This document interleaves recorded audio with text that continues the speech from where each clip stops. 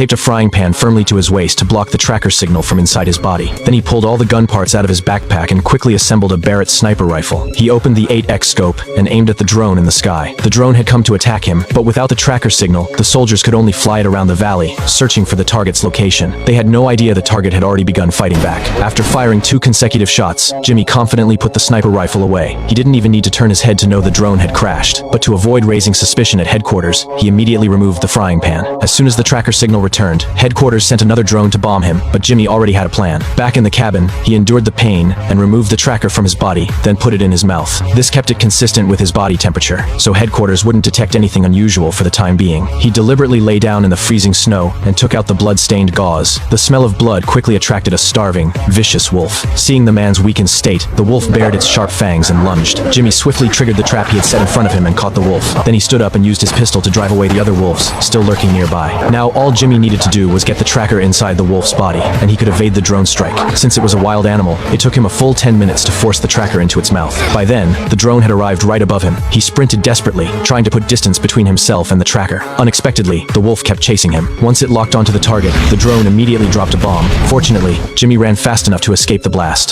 The CIA wanted Jimmy dead because they had used drugs to create a batch of super soldiers, and Jimmy was one of them. His special ability was cold resistance. He could not only survive in snow at minus 200 degrees, but also carry out various missions in that environment. Even climbing Mount Everest with his bare hands was no problem. The downside was that these soldiers had to take the drug every day to stay alive. This inhumane project was accidentally discovered by a journalist. To eliminate the evidence, the CIA sent agents to assassinate the super soldiers around the world. Although Jimmy managed to survive, he had very few pills left. Only the CIA's laboratory held